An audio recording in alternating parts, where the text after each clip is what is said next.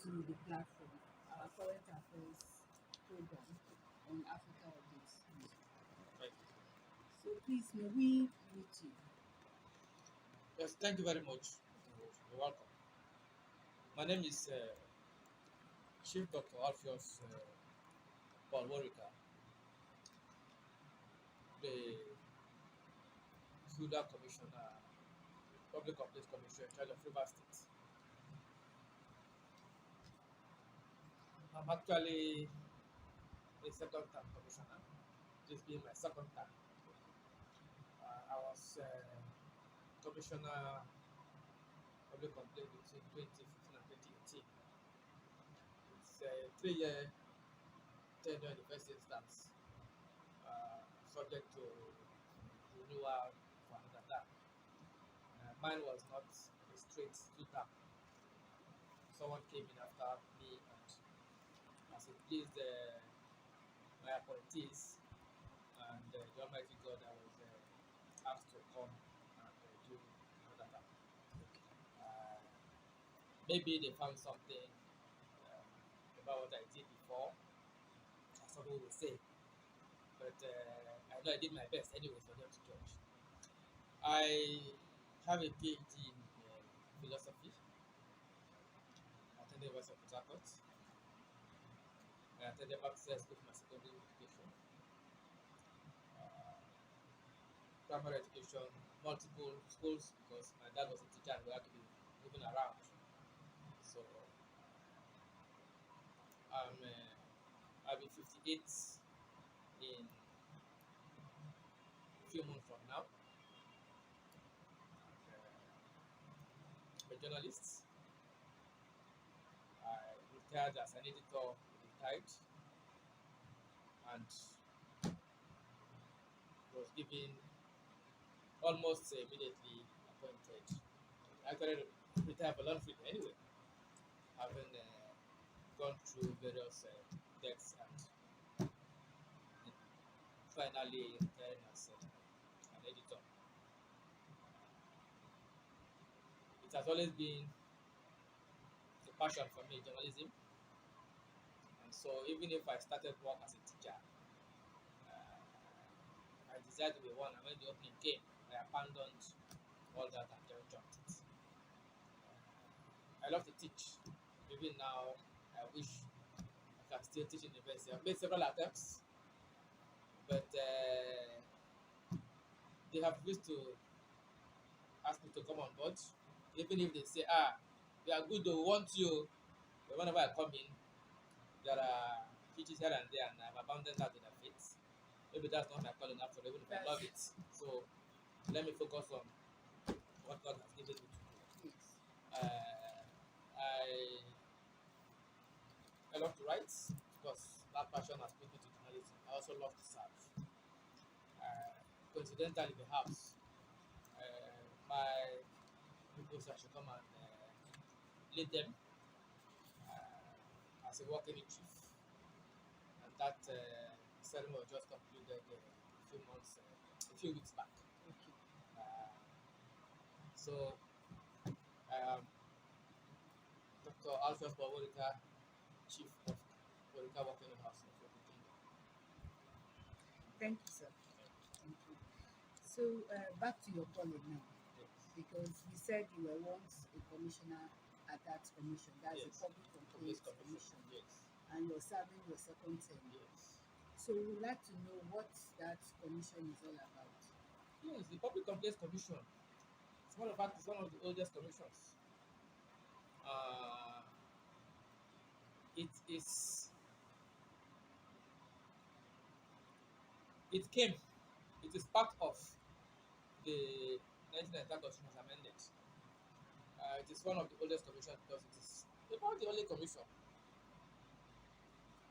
with the Land Use Act, the Decree Later Act, that came with the that was handed over to the civilian administration when democracy returned in 1999. Of course, you know the Land Use Act thing, it's Obasanjo, all the hue and cry, and the government wanted to be sure that the provisions of that decree were going to be preserved because they didn't want people to tinker with the safety net they had created for land administration, in as so far as it favored uh, them. And like the Land Use Act, the Public Complaints Commission also actually a creation, an initiative of Monisala, the Mohammed administration, and later given life by Ambassador himself. It's an institution set up at the time of when Mortala was all over the country trying to enforce anti-corruption. The Public Complaints Commission was like an institution where people can go complain, sit where whatever they think was wrong, take it to outside the courts, uh, where there are issues to be redressed. And it did so well. We have stories at the time when, for instance, the late elder statesman, Maitama Sule, who happens to be the first public complaints, federal public complaints commissioner. In fact, even one of the issues he raised against the then president, rather the then head of state, Murtala himself, was the fact that he had to investigate an issue that concerned the president, the head of state. And the man said, well, if you, federal commissioner, is asking me this, I don't have, whoever is interfering with that, let me know. Everybody must submit to your jurisdiction. And it's that strong. And after that, it became one of the institutions that the military government considered what to protect as part of what they will use to strengthen democracy, to be sure that people have opportunity to seek redress and so on and so forth. So the Public Complaints Commission is actually, over time, it was originally in the presidency. Later, when the National Assembly sat pretty, they felt that this is a people's commission, and since they represent the people directly, it should come under the purview of the National Assembly. So it's actually one of the two commissions under the direct oversight of the National Assembly. The other one being the National Assembly Service Commission. You know, the Public Complaints Commission is an autonomous, so to speak, a quasi judicial commission that is free and has the power to investigate and redress any issue that is brought to the purview of the commission. And also, the commissioner has the powers and the mandate to investigate. We call it proactiveness. Can query into any issue that, in the view of the commission, in the view of the commissioner, is something that is of public interest. Uh, the the mandate of the commission is in twofold. One is concerned about public institutions, government at all tiers of administration, local government, state, and the federal government. The only thing it cannot interfere with is matters that are that are being examined by the courts, because you don't interfere. But the commission also has the mandate to inquire into the administrative procedure of courts, not litigation, so but these things, are they being done according to the procedures of courts? For instance, if your matter is being, if you are supposed to be charged to court and you're not charged to court, who is responsible?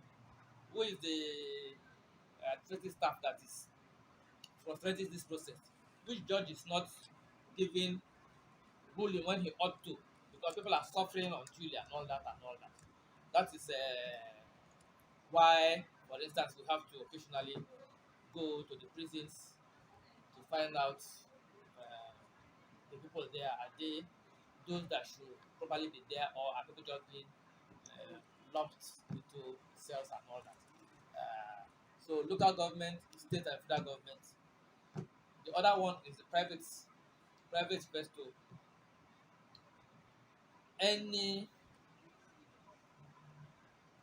institution that is registered under the Companies and Allied Matters Act. So every corporate institution, once you have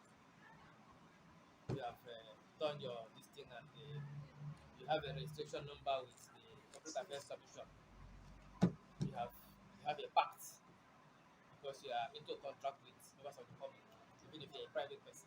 So we want to make sure that, for instance, you cannot employ people and not pay them. If they bring your matter or we find out, we bring it to intervene. Just let me not take it. That is part of it. Right. So we commend you for all you're doing and all you do. But there's this trend that recently we've noticed. There's a trend that has to do with domestic violence, incest, or even parents, fathers having access to their female children. So that's also an abuse of rights. So does your commission do anything to protect these people? Uh, Not directly. Not directly. We What happens is, like I told you, we are basically uh, we have a relationship with other all like-minded commissions. The Human Rights Commission is there; they have their job to do. We collaborate, but we don't interfere. So, for such domestic violence cases, if you bring it to us, we can direct it to Yeah. the National Human Rights Commission. If you have a matter, for instance, financial fraud cases, Yeah. we have a relationship with. We will take your matter, we will send it to EFCC. If it's a corruption case, we send it to ICPC. Okay. We have that relationship. If it's pure criminal, we have a relationship with the police.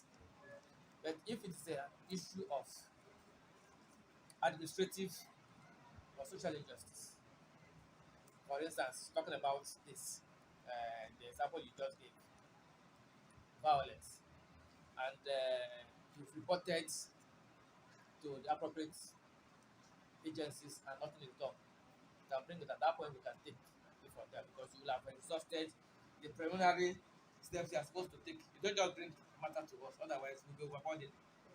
Yes. All right. Thank you so much, sir. We appreciate Yeah. your A lot of people don't take advantage of the Public Complaints Commission, because by its operational methods, it is not, it's a quasi judicial body. It does not have prosecutorial powers now. But as a matter of fact, presently the National Assembly is in the process of amending the Act. Part of the new provisions is to give powers of prosecution to the Commission. The original classical concept of the Commission, of course, the Public Commission is an ombudsman institution that is known globally for its method of operation, which is basically to conciliate, to make sure that people, our slogan is that you come to us, you have a win-win for both the victim and the complainant, or the complainant and the person being complained against, so that we're always on the same page. But you know that most times when people come, they are coming with a lot of anger, with a lot of disappointment over how people have treated them. And most Nigerians come with that feeling that they are going to get the kind of justice that will make the other man feel pain. For instance, if you go to court, somebody has done this, so you must go to jail. Let him go and suffer in jail. the commission's pattern is not that you should go to jail, and so there's always an option of fine. Most times the option of fine is not much. Until recently, for instance, even if you disobey the fines are not usually more than 500 naira. So you can understand Nigerians' mentality. They will not behave properly even when you are waiting. How you still I go pay fine, you know. But now it is not with the new amendments to the act. The fine is not going to be less than 500,000, and sometimes the jail time is also going to be without an option of fine.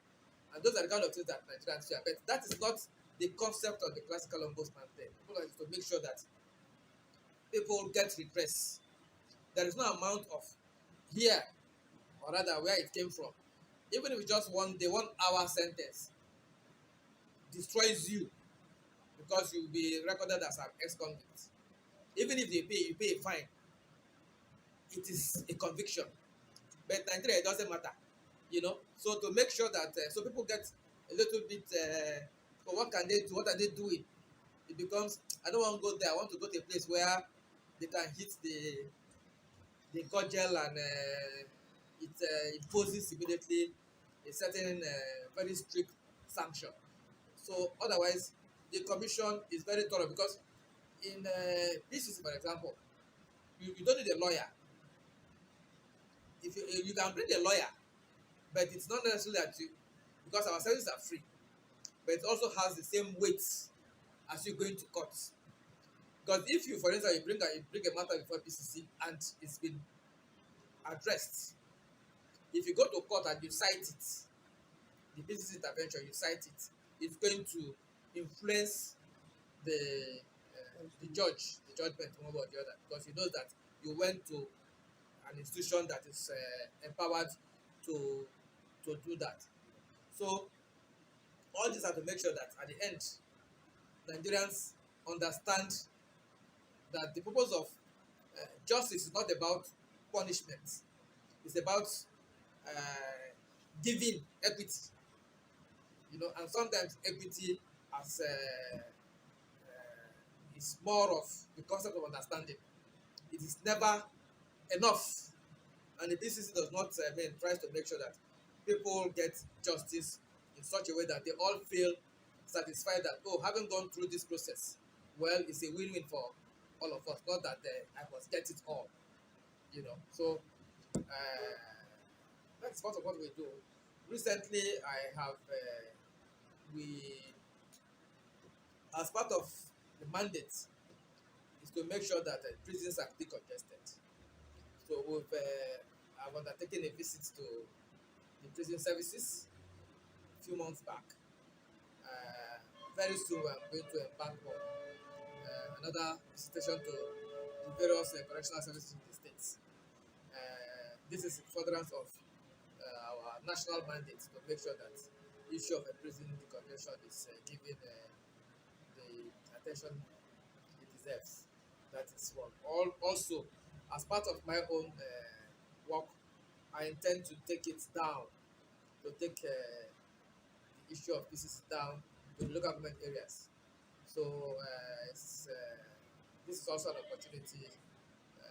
We'll call a press, we'll have a press media roundtable on this issue so that we see how people will come to the realization that there is a body, even if you don't go to court, come, that is empowered, set up by the constitution to make sure that issues that can be redressed are redressed. Companies, a lot of them employ staff they don't pay. Some of them deliberately refuse to give appointment letters. That's criminal. And then you turn Nigerians into slaves and make them work for free and so on and so forth. So everything that is done legally also have rules that if you follow, justice will get to everyone. But some people deliberately circumvent those rules and think that nothing happens. They do that because people don't take them to appropriate institutions that have been so set up to deal with them issues, so such issues. Public Complaints Commission is one, and if you get for as many issues, such complaints that we get, we try to make sure that we resolve them. We may be slow, but we get do something. Thank you. So any last words for My Rivers? last word is that Rivers people, Nigerians should take advantage of the Public Complaints Commission. It is constitutionally guaranteed. It has a mandate to resolve any complaint. The one that is not within its own mandate, it can channel to the appropriate agency because we're in collaboration, we're in sync with them. But if you just say, oh, waiting to happen, it is the system that is suffering. All these institutions have been created to help resolve issues. If the Public Commission is properly utilized, the issue of prison contention will also be drastically reduced because not every issue require keep the person in the cell or in the ATM, or some of them are civil cases are things that, like I tell some of complement the comment, I say, look at what you're talking about is you your problem is simple communication gap. There is really nothing.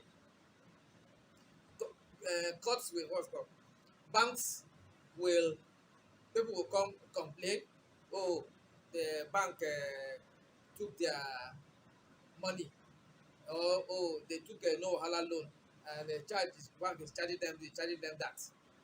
Meanwhile, they themselves have not read the content of the agreement that they signed because they needed money. They collect. The bank knows that, well, we have put it there. Some of them they will not even read it. So when you call, the bank will not show you the agreement that you signed. All those things that sometimes they will say, tick. You just tick because you want money. When it's time for reckoning, they use it against us. But the banks themselves are taking advantage of mass of the public who needs this thing. And so they don't set out to actually properly educate them, you know, and things like that. They become issues. Some of them, where the money is plenty, you go to court and today, tomorrow, the matters, the money you spend in court sometimes is also far more above what you have, the cause of it, and so on and so. But if you come to the commission, first place they're not going to pay because we don't charge, it's free.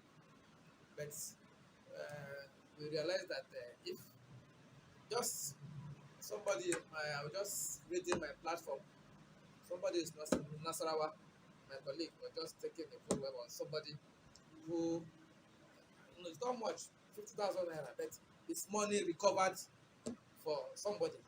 If it's not important, the person will not go and complain. So, Rivers people should also take advantage of public commission. It's a Thank you very very important much. institution. Thank you. Okay, thank you for being our guest, for giving us insight to what the Public Complaints Commission is all about. And I hope Rivers people and Nigerians will take advantage of this unique opportunity across the 33 states of the federation. 36 states, Sorry, 36 states, and the including FCT. the FCT. Yes. Thank you.